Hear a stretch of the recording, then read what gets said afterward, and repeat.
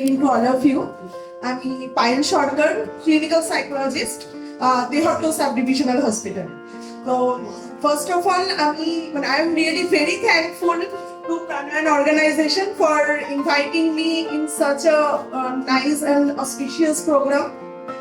এখানে আজকে যে প্রোগ্রামটা অ্যারেঞ্জ করা হয়েছে, যেটাকে নিয়ে বলা হচ্ছে, এবং প্রাণায়াম অ্যাকচুয়ালি যে অর্গানাইজেশন, যেখানে লেখাই রয়েছে যে স্বাস্থ্য, শিক্ষা, পরিবেশ এবং প্রবীণদের জন্য, এবং সবার শেষে এটাও লেখা রয়েছে যে মানবিক যত্নের ছোঁয়া। তো মানবিক যত্নের ছোঁয়া এই শব্দটা শুনলেই আমাদের প্রথম মনে পড়ে যেটা যে মানসিক স্বাস্থ্য বা মেন্টাল হেলথ। তো আমরা তো সবাই মোটামুটি স্বাস্থ্য নিয়ে সচেতন, বলি যে আমরা স্বাস্থ্য নিয়ে সচেতন, আমরা ঠিকঠাক খাওয়া দাওয়া করবো, প্রপার ডায়েট মেনটেন করবো, এভরিথিং, এক্সারসাইজ করবো, জিমে যাবো, যোগা করবো, সমস্ত কিছু। কিন্তু এই স্বাস্থ্য শব্দটার মধ্যে যে মানসিক স্বাস্থ্য একটা প্রচন্ড অত্যন্ত গুরুত্বপূর্ণ বিষয়, সেটা কিন্তু ম্যাক্সিমাম জায়গাতেই খুব অবহেলিত। আমার মনে হয় যে খুব কম মানুষই আছে, খুব কম গার্জিয়ান পেরেন্টসরাও রয়েছে যারা এই মানসিক স্বাস্থ্য সম্বন্ধে খুব ছোটবেলা থেকেই বাচ্চাদের মানসিক স্বাস্থ্য সম্বন্ধে এবং নিজেদের মানসিক স্বাস্থ্য সম্বন্ধে খুব সচেতন। তো আমি আবারও এটাই বলছি, যদি কাউকে আক্ষরিক অর্থে সুস্থ বলতে হয়, তাহলে কিন্তু physical, mental and socially healthy হওয়াটা ভীষণ দরকার। তো আমরা হেলদি মানে শুধু ফিজিক্যালি হেলদির কথাটা বলছি সেটা নয়, তার সাথে সাথে যেরকম মেন্টালি হেলদি হতে হবে এবং সোশ্যালি হেলদি মানে এই ধরনের যে সমস্ত অর্গানাইজেশন গুলো আছে, বা এই অর্গানাইজেশন পার্টিকুলারলি যেরকম সোশ্যালি যে ধরনের কাজকর্মগুলো করছে, বা আজকে যা যা বিষয় নিয়ে আলোচনা হলো, সবটাই কিন্তু সোশ্যালি সবাইকে হেলদি করার জন্যই এটার প্রচেষ্টা। আমি আবারও বলবো যে মেন্টাল হেলথ নিয়ে প্লিজ আপনারা প্রত্যেকে অ্যাওয়ার হন। খুব ছোটবেলা থেকে বাচ্চাদের প্রতিটা জিনিস খুব মাইনিউটলি দেখার চেষ্টা করুন। আমি শুধু বাচ্চা নয়, বাচ্চা, জেরিয়াট্রিক মানে বয়স্কদের এবং মিড লাইফ যাদের রয়েছে, সমস্ত ধরনের এজ গ্রুপ নিয়েই কাজ করে থাকি হসপিটালে, বিভিন্ন ধরনের পেশেন্টদের নিয়েই কাজ করে থাকি। কিন্তু আমি এখানে যেহেতু স্টুডেন্ট পপুলেশন বেশি আছে, আমি একটাই বলবো যে আমরা অনেক সময় না আমাদের পেরেন্টিং এ কিছু প্রবলেম থেকে যায়।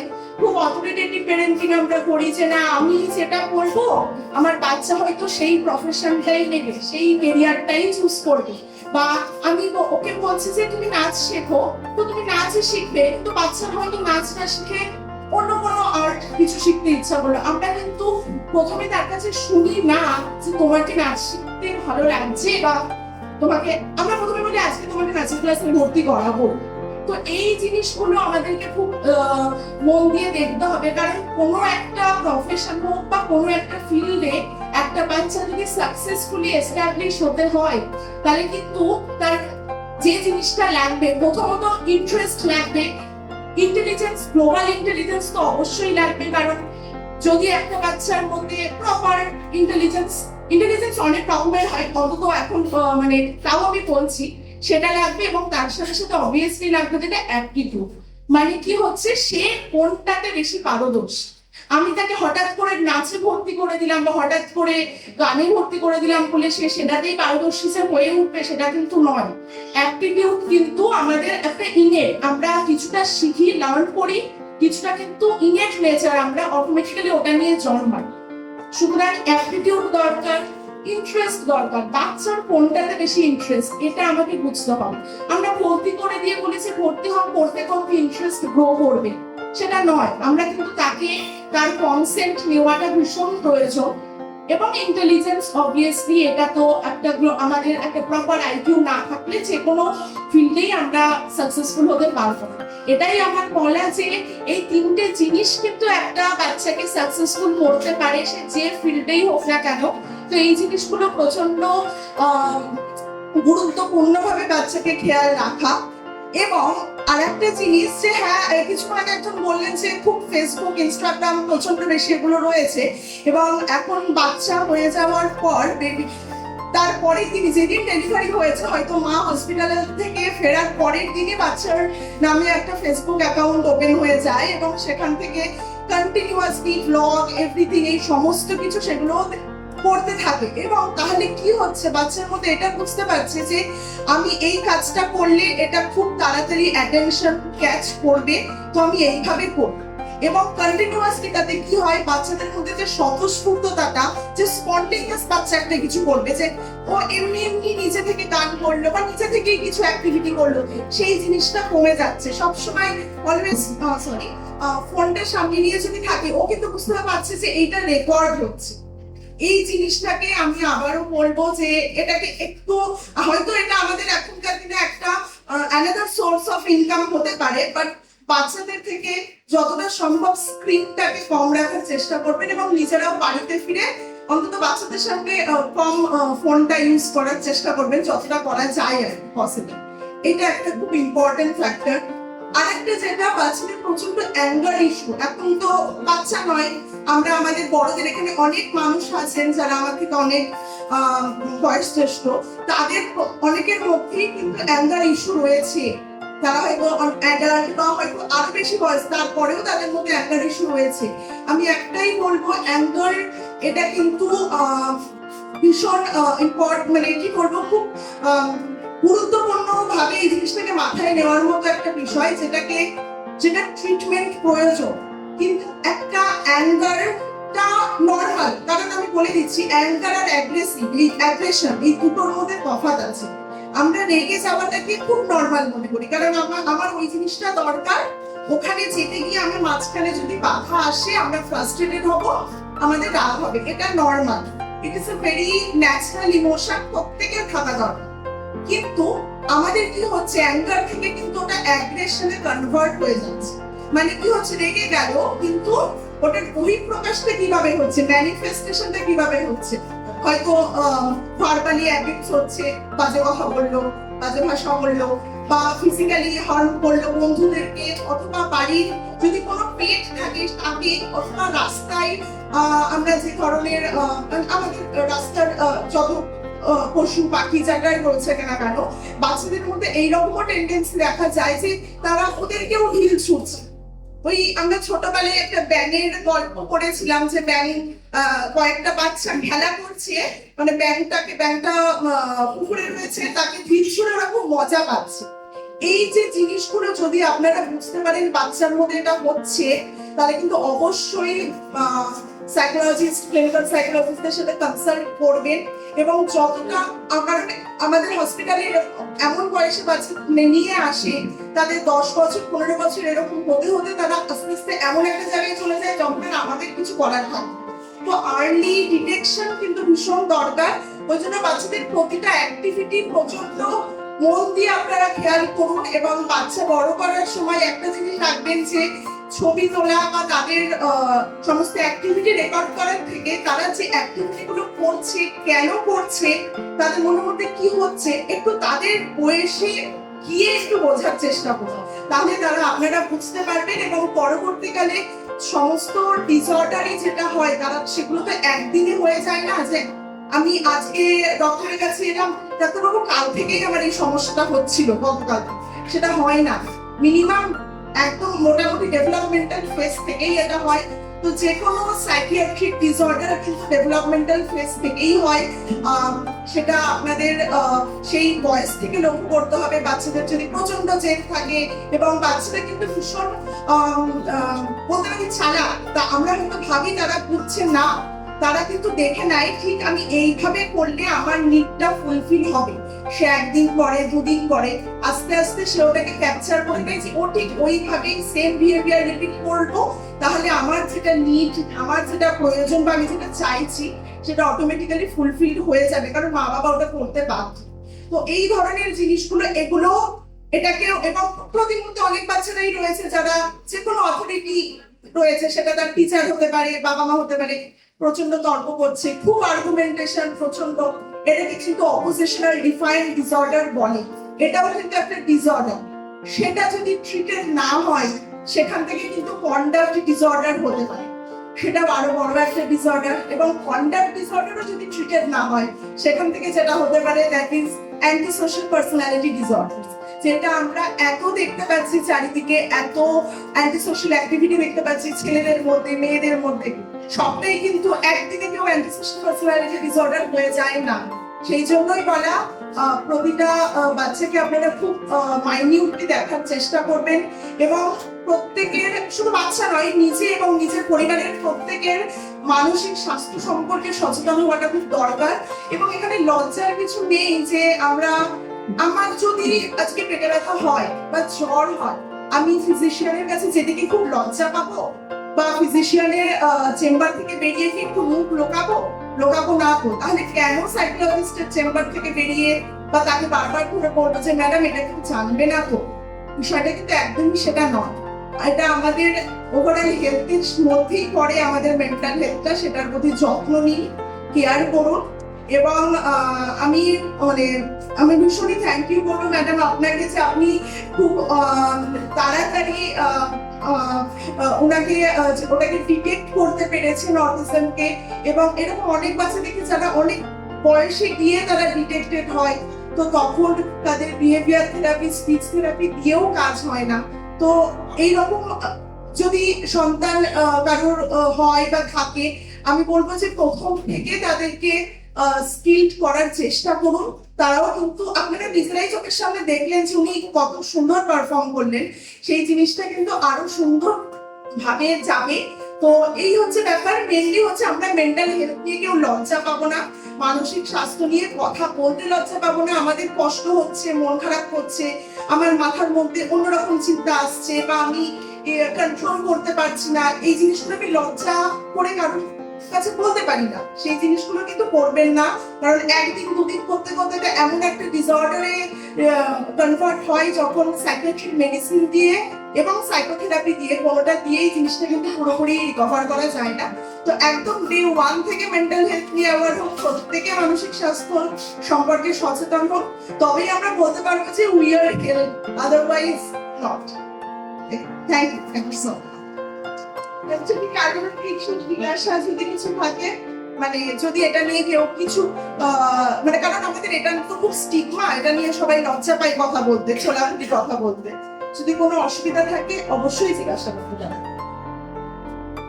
কিছু জিজ্ঞাসা আছে, মানে বা এটা নিয়ে কেউ যদি জিজ্ঞাসা থেকে থাকে, বা কোন, এটা তো 10 মিনিটের কথায় কি বা আমি অতটুকুই বা বলতে পারবো, তাও আমি সেটুকুই বলি। কারোর কোনো প্রশ্ন মেন্টাল হেলথ, মানসিক স্বাস্থ্য নিয়ে, বা নিজের বাচ্চা বা কাউকে দেখা? হ্যাঁ ম্যাডাম বলুন।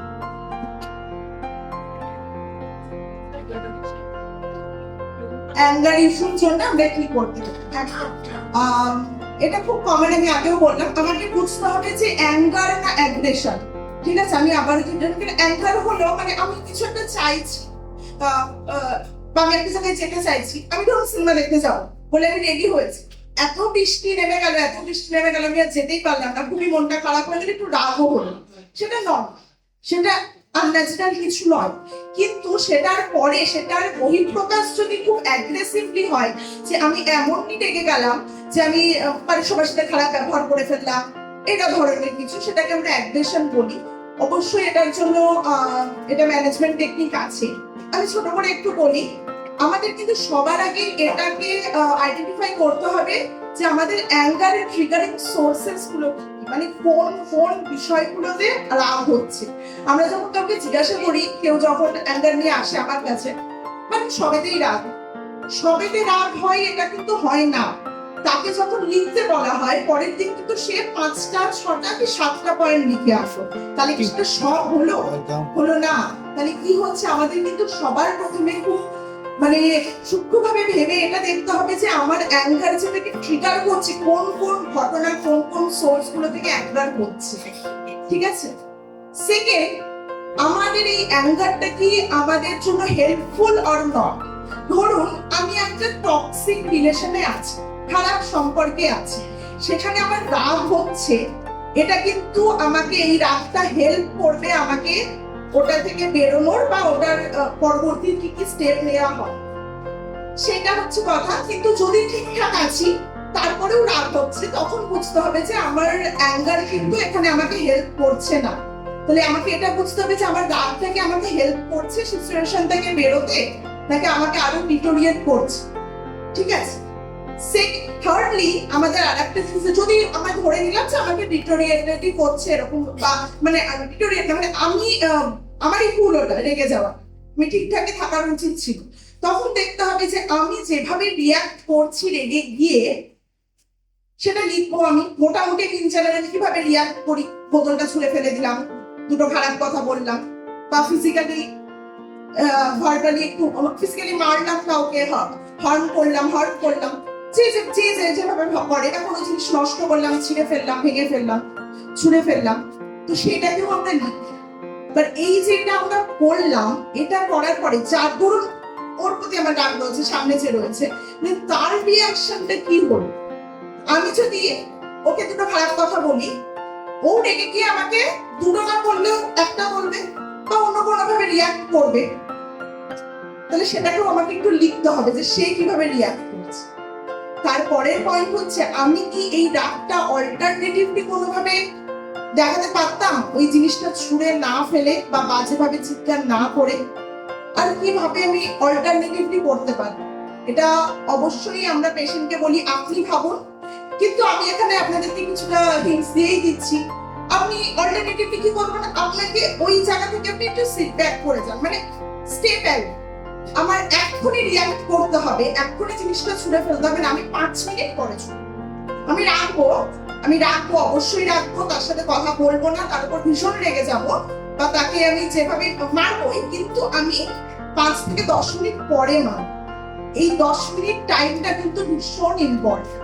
যখনই আপনি এই 10 মিনিট পিছিয়ে গেলেন, আপনি কিন্তু আর ওই 10 মিনিট এগিয়ে ওই কাজটা অত সহজে করতে পারবেন না, যেটা ওই মুহূর্তে ফ্র্যাকশন অফ সেকেন্ডে আপনি করে ফেলতে পারতেন। তাহলে আপনি যখন এটা করতে পারলেন না, একটা অল্টারনেটিভ পথ নিলেন আপনার রাগটাকে প্রকাশ করার জন্য, তখন আপনার অপোজিটে যে রয়েছে তারও কিন্তু রিয়াকশনটা চেঞ্জ হয়ে যাবে। সেও কিন্তু আপনার উপর রেগে, আপনি তাকে চড় মারলেন, সেও আপনাকে চড় মারলো, আপনি তো তাকে চড়টা মারলেন না, তখন সেও কিন্তু আপনাকে তখন চড়টা মারবেন, ঠিক আছে। এই যে একটা ব্যাপার, এবং আলটিমেটলি এটা করে কতটা হেল্পফুল হলো, কি কি হলো, আমরা অবভিয়াসলি ফিজিক্যাল এক্সহশন অনেকটা কমাতে পারলাম, কারণ আমরা রেগে গেলে আমাদের নার্ভাস সিস্টেম অ্যাক্টিভেট হয়ে যায়, আরো যা যা আমাদের ফিজিওলজিক্যালি হয়, তাতে আমরা অনেক আমাদের ক্ষতি হয়। বারবার ধরে যত আমরা রেগে যাব, তত বারবার ধরে ওটা অ্যাক্টিভেট হবে, এবং তত বেশি এক্সহস্টেড হয়ে যাব আমরা, এবং সেখান থেকে আমাদের বাদবাকি প্যালপিটেশন, বুক ধড়ফড় করা, স্ট্রেটিং, এভরিথিং, সমস্ত কিছু হবে, ডিসিশন মেকিং এর প্রবলেম হবে।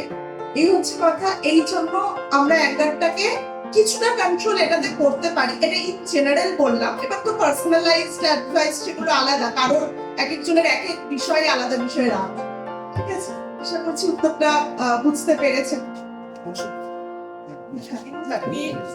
হ্যাঁ, বেরোতে মানে কোনো জায়গায় বেরোনোর সময় কোনো ইচ্ছা থাকে না, সব জায়গায় যেতে ইচ্ছে করে না, এটাই ইচ্ছা। এখন এই প্রবলেমটা বয়সটা কত? 26 বছর। যেহেতু যেহেতু ওনার আমরা শুনলাম ওনার অটিজম ডিটেক্টেড হয়েছে অনেকদিন আগে, এবং অটিজম মানে কিন্তু তারা কিন্তু একটু সোশ্যালি অ্যালুফ হয়, এটা ন্যাচারাল, এটা ওইটাই প্যাটার্ন। আমরা তাদেরকে হট করে চট করে আমার মতো সোশ্যাল করতে পারবো না, এইটা আমাদেরকে মা বাবাদেরকে এইটা মাথায় প্রথমে নিয়ে নিতে হবে। আমি চট করে তাকে বাকিদের মতো অতটা সোশ্যালি করতে পারবো না, কারণ ওরা in by nature socially aloof হয়। এবং আরো যে কারণে হয়, যখন একটা কোনো প্রোগ্রামে, কোনো গ্যাদারিং এ বা যে কোনো জায়গায় রাস্তায় নর্মালি যাচ্ছে, 4টে লোক একটু অন্যভাবে তাকায়, একটু তারা অন্যভাবে যে তাকাচ্ছে, ওতে কিন্তু ওরা হেজিটেট ফিল করে। এবার এই যে হেজিটেট ফিল করছে, সেটাতে কিন্তু ওর ভেতরের ইচ্ছাটা কমে যাবে, যে আমি গেলে আমাকে ঠিক ওয়ার্ডলি অ্যাকসেপ্ট করছে না, আমাকে যে ওয়ার্ডলি অ্যাকসেপ্ট করবে কোথাও গিয়ে। আমি আজকে এখানে এসেছি, সবাই যদি গা ছাড়া ছাড়া ভাবে থাকে, কেউ আমাকে দেখে না হাসে, বা একদমই আমাকে জাস্ট কোনো গ্রিট করলো না, আমার কিন্তু সেকেন্ড টাইম আর আসতে ইচ্ছা করবে না, কারণ আমি সেই ওয়ার্ড অ্যাকসেপ্টেন্সটা পাই না। তো ওরাও সেই জিনিসটা পুরোটা বোঝে, ওদের ফিলিংসটা কিন্তু ঠিক থাকে, কিন্তু ওদের এই ব্যাপারটা খুব, এবং আমাদের থেকে অনেক বেশি থাকে, ঠিক আছে। যেটার জন্য আমরা হয়তো ভাবি যে ঠিক আছে অ্যাকসেপ্ট করলো না আমার অতটা কিছু আর কতটাই বা যায় আসবে, কিন্তু ওরা কিন্তু সেটা ওদের মানে ওদের কাছে ওই কষ্টটা অনেকটা বেশি। তো এই জন্য আমি আপনাকে এটা বলবো, ও যে ধরনের এনভায়রনমেন্টে গেলে ও খুব সাবলীল ভাবে স্বচ্ছন্দ ভাবে থাকতে পারবে, আপনি চেষ্টা করবেন মোটামুটি সেই ধরনের এনভায়রনমেন্ট গুলোতে একটু নিয়ে যাওয়ার, এবং ও যেটা করতে চায় কিছুটা ওকে ফ্রিডম দিতে হবে, ঠিক আছে? কারণ এটা বাই নেচার সোশ্যালি ওরা একটু অ্যালুফ হয়, কথা কম বলে, এই দুটো জিনিস, ঠিক আছে? বাদ বাকি ও কিন্তু একদমই সোশ্যালি অ্যালুফ সেটা আমি বলবো না, ও এখানে পুরো টাইমটাই বসেছে, একটু ভিজিটিং করেনি, মানে এই ধরনের যারা থাকে তারা কনস্ট্যান্টলি এরকম এরকম এরকম এরকম করবে সেটা কিন্তু করেনি, এবং আমি একদম কথা বললাম, আমি পুরোটা দেখেছি ওকে। তো ওর মধ্যে অবভিয়াসলি প্রচুর পজিটিভ পোটেনশিয়াল রয়েছে, সেটাকে নিয়ে কাজ করুন। ওকে আপনি নিশ্চয়ই অকুপেশনাল থেরাপি বা এগুলো দিয়েছেন, এবং ওর স্পিচ ভীষণ স্পষ্ট, সেটাও ভীষণ ভালো, কিন্তু সোশ্যালি ওই ব্যাপারটা জোর করবেন না, ও কিন্তু ওর যেখানে খুব স্বচ্ছন্দে যেতে চাইবে সেখানে নিয়ে যাবেন, এবং যে জায়গাগুলো ও যেতে পছন্দ করে সেগুলোতে বারে নিয়ে যাবেন, তাতে কোনো অসুবিধা নেই। কিন্তু জোর করলে কিন্তু ও যে জায়গাগুলোতে পছন্দ করে সেগুলোতেও আস্তে আস্তে মানে সেটার প্রতি অনিচ্ছা চলে আসবে।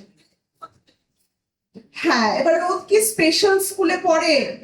আচ্ছা আচ্ছা, তাহলে এবার সেখানে ওর আলাদা করে একটু পার্সোনালাইজ কাউন্সেলিং এইগুলো একটু দরকার আলাদা। এবার স্কুলে দেখতে হবে বন্ধুরা ঠিক কিভাবে বিহেভিয়ার করছে, টিচাররা কিভাবে বিহেভিয়ার করছে, এইটাই। আদারওয়াইজ পছন্দ খুব একটা করবে না, কিন্তু একটু একটু করে মোটিভেট করে করে নিয়ে যেতে হবে, এবং স্কুলে গেলে কিছু একটা রিইনফোর্স দিলেন যে চল আজকে তাহলে একটু এটা খাওয়াবো, আজকে এটা রান্না করবো, এরকম। বড় কোনো গিফট অবভিয়াসলি না, একটা ছোট টফি দিলেন, একটা ফুল দিলেন, বা একটু হাগ করলেন, একটু ভালোবাসলেন, যেটা থেকে ও মোটিভেট হতে পারে, ঠিক আছে? হ্যাঁ, থ্যাংক ইউ সো মাচ। অনেক ধন্যবাদ।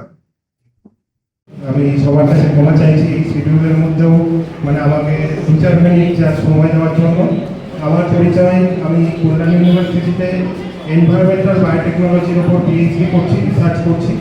আমার কাজ হচ্ছে গ্লোবাল ওয়ার্মিংকে রেজিস্ট করা, কার্বন ডাইঅক্সাইডকে সিকোয়েস্ট্রেট করছি ফাইটোপ্ল্যাঙ্কটনের মাধ্যমে। কিন্তু আরেকটা খবর আমি দিতে চাই, যেটা মানে আমরা খুব সম্মানের সাথে জিতেছি পশ্চিমবঙ্গের অনেক ইউনিভার্সিটিকে পেছনে ফেলে।